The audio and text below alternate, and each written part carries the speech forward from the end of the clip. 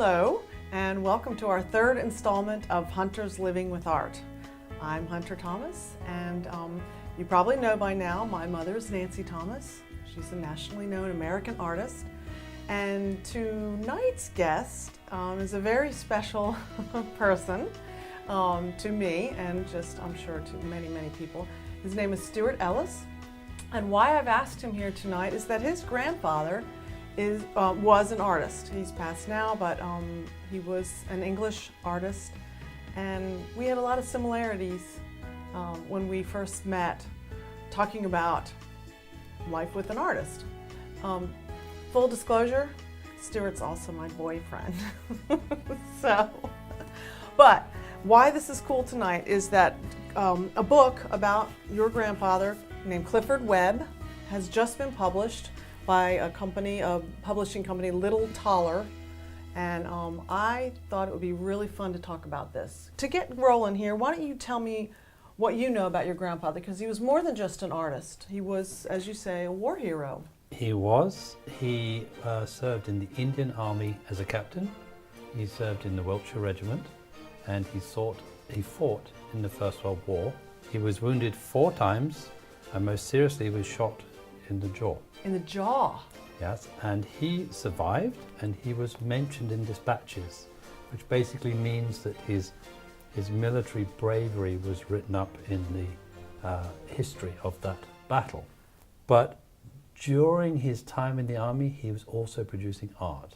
Oh. So I have some wonderful paintings, or the family does, of his watercolors of India that he was painting in around 1920. So he was quite a famous artist in his own right. Mm-hmm. He developed some very special techniques using a wood engraving. When I was a child, I was with him in his studio, and he was encouraging me, and I actually produced that.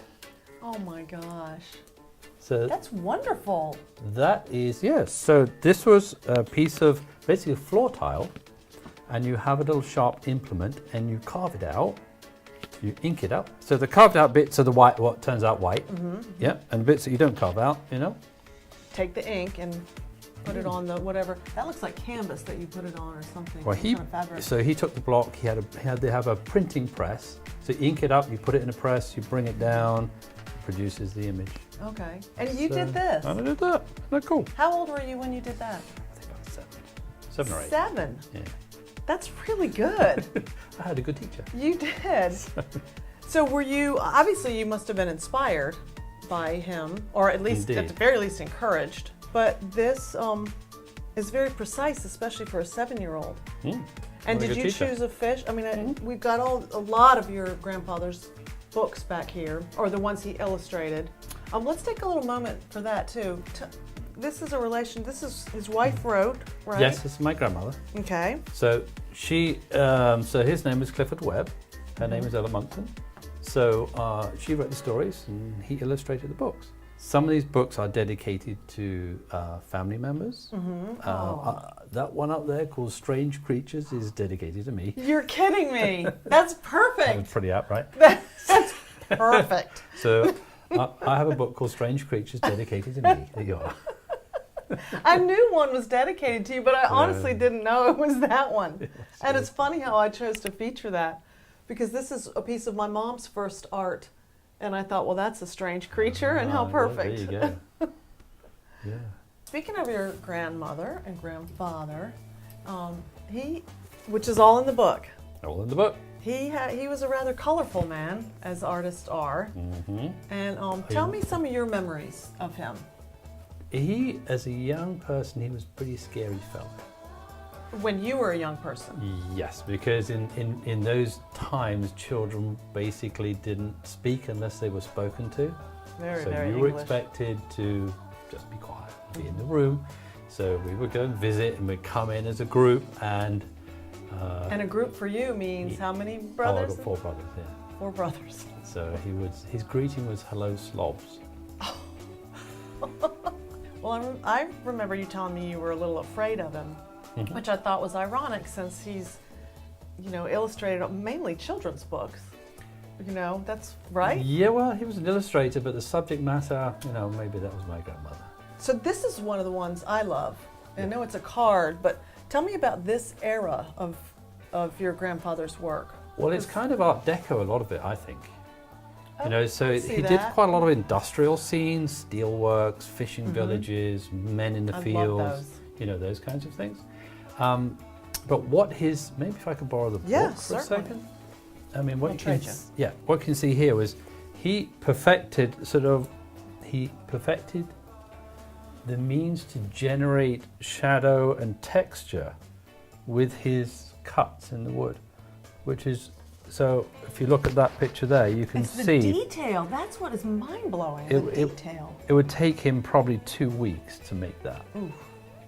He loved doing animals as well, so I turn the book around, you can see cats. He was very fond of doing cats. Every little nick and cut. I'm trying to imagine how he could envision what it would look like. Right. Do you ever think about that kind of stuff when it's mesmerizing, really? Honestly speaking, I started taking pictures. I had some of his artwork, and as I would go around family members, I'd see more of it on the walls. So I would take pictures of it because I wanted to try and recognize his different styles, and I started seeing types of work that I hadn't seen before, which was interesting. And it just so happened about a year ago, one of his students, a gentleman called Simon Brett, this fellow here, he was one of his students, and he was a real fan, and he decided to write a book. So the Simon Brett fellow had collected his art for many years as well. So we pulled the family art, Simon Brett's collection, and it's not comprehensive, but as a family and as a student, we're able to get a pretty good collection of his work together. Well, he wasn't all work. He had a area, as we've already said, he was colorful and I'm sure very passionate. And there was someone else, another important person in his life, right? Yes, the family laundry. All I know is he enjoyed going on painting expeditions with another person who wasn't his wife. Okay, she was the assistant. She was the assistant, yes. It'd be interesting to compare the art that he did actually on those painting expeditions. Were they painting expeditions? Is that what they were called? Or excursions? Excursions. You know, he wasn't a bad-looking fellow. Oh, no. Oh, I can see where you get it from. Nice. Blue eyes. Oh, there they are. Look at that. He was very handsome. Yeah, baby. Sorry. We knew the Austin Powers was going to come out because, remember, he is English at heart. And speaking of that, for our cocktails this evening, we do have a very English cocktail in honor of you and your English grandfather. Is an Elderflower Gin and Tonic. Awesome. So let's. Cheers. Oh. I thought we'd never get around to this part. Sweet.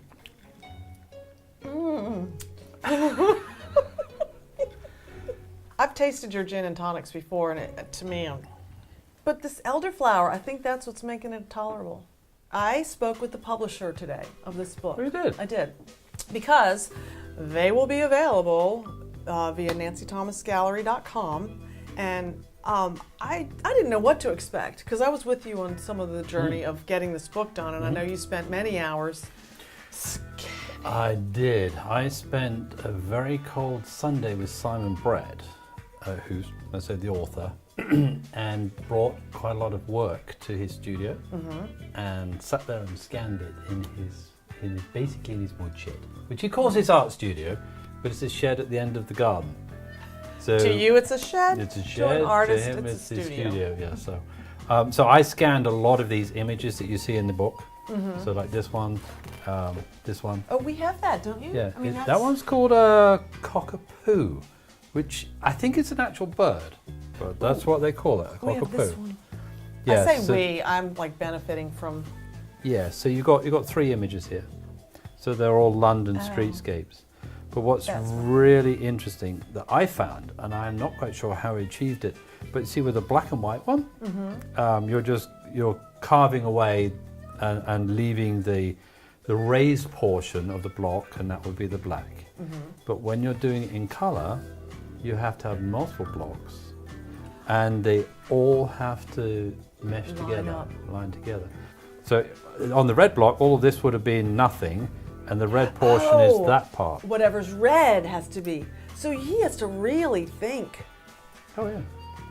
That's why it's like an engineer. Incredible labor of love. He also illustrated various books. Yes. As well as so you got the children's books, but then he also illustrated some 1930s books. This is the book. This is why when I was talking to the publisher today, I was just learning more about him, and I mentioned, of course, my mother, Nancy Thomas, and how they seem sort of similar. And she was saying that his real claim to fame back then is this Swallowdale book. Right. And this book, I did not know this, but she said this is the English equivalent of our Huckleberry Finn. I mean, it's that well known. It's just ubiquitous. And Clifford Webb, your grandfather, illustrated that. That's the 1930s versions. And there are societies, there are people which are Swallowdale fans, and they all, follow the adventures of these different, stories, and they still have a Swallowdale fan club society, if you want to call it that. And they must all know Clifford Webb. Yeah. She said he was the illustrator for this. So he did the children's books, but he also did quite a lot of other types of work. He liked to do a lot of black and white of buildings. I've got one here, if I may. Yes. Yeah, this is kind of cool. This is Sheer Church. This one here. That's where my mother got married. Oh my gosh. Oh, how precious. So there's a whole segment Jenny here and on John. Yeah. There's a whole segment here on churches and things. Now this is a place called Abinger Hammer, and there's a famous clock tower there, and on the hour the man dings the bell and dings the bell. Yeah. But there's a little stream down here, and I used to fish in the stream. Oh my gosh, this is precious. Yeah, and there's a blacksmith up the road. So a lot of these images are from my childhood as well. So you really connect. I mean, it's not just looking at beautiful art. I walked down that lane. I did. When it's about that big. Oh. Knee-high to a grasshopper. So yeah, it's full of wonderful images. So with all of those images, I mean, there has to be thousands. I noticed I'm still discovering some of my mother's art I just hadn't seen. But these are thousands and thousands. Out of all of that, do you have a favorite? I mean, can you even pick up? I do actually. Really? Yeah, and I just so happen to have it here. Really? It's this one. This one here. It's called Nothing But the Best. Nothing but the best. Nothing but the best. That's precious. That's absolutely precious. Cats. And I've not seen very many of these around. It's kind of, rare. He would do limited numbers, so you can see in the corner. He'd only done 20 of these. There's only 20 out there. Yep. I've got one. You got one? Yeah. Now, your mother likes cats too, doesn't she? I know. Yeah. She loves cats, and who doesn't love cats? Dog people. But one of the things that I loved when I first saw that was it did remind me of, which I just so happen to have here, my mother's series, Cat Games. Get yours. Get yourself. Okay. This is one of them. It's a series of 4, and this is Chinese checkers, I think. But they go really well together. I think that's what's so, of course I love being with you, but I love this shared history of having an artist in the family, and We need more wall space. That's the problem. I need a bigger house. We do. Running out of walls. Bigger walls. We'll just have to close up some windows and add walls. So have you seen the influence of art in other brothers, or here's what's in my mind. Simon's daughter, Rebecca. Did you see the painting she did? So it really does go through the genes. It might be coming out in the great-grandchildren, yes, I think it is. Yeah. I've really enjoyed this. Now, of course, I always enjoy talking to you, but I was happy to have a focused time about your grandfather. And this book is just, it's breathtaking. This book? This is definitely the product shot, but It's I can't wait to get it. I did talk to the publisher. They've already pre-sold a lot. Oh, cool. And they're not even getting them back. I mean, they don't even get them in until I think the middle of this month. And then we're going to hook up with the American distributor, and we'll get them. So they'll be available at nancythomasgallery.com. But if you have to have it now, go to Little Taller Books, because it is just a wonderful. It's amazing. You can see how it took him 20 years to do it. Thank you so very much for being our guest here tonight, and as always, you're my favorite. Well, I'm glad I'm your favourite. Cheers. Thank you for having me. Yeah. And it was great to talk about him, seriously. He was an amazing artist, and I've learned so much about him through this journey. And it has been a journey to discover his art. I think a lot of it was lost and it was never really collated. So it's really nice to have it fully appreciated. Yes. And I think he was an artist that was underappreciated in his time, as a lot of artists are. And I think that his talents are now coming to light. Yes, and we're going to be right there, shining the light, leading the way with that here at the Nancy Thomas Gallery. I really appreciate it. Well, thanks for having me. Cheers. Cheers. Gin and tonic. So our second cocktail is Pimms, Yes. which you've told me about, and I think I had it a long time ago, but I don't know anything about it. And as you said, it looks like a salad to me in there, but lay it on me. What is this? It's an English summer drink. Okay. So it's very traditional to have Pimms in the afternoon on a summer's day. Oh. And that's why you have the cucumber. It's kind of like eating cucumber sandwiches. You know, the English love cucumbers and white bread and tea and stuff. So do Virginians. But if you want a nice, refreshing drink, I highly recommend Pimms. All right, well, here we go. Yeah, so Pimms. Pimms. In England, we mix with what we call lemonade, which is different to American lemonade, but the closest American equivalent is Sprite.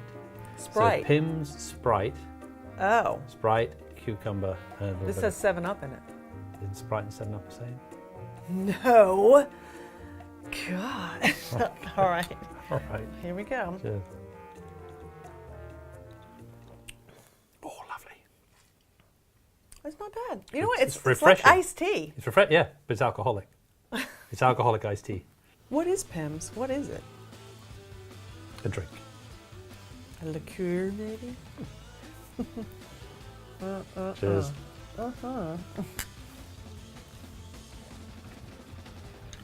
This one goes down a lot easier than the gin. It all goes down easy. That's because you're English.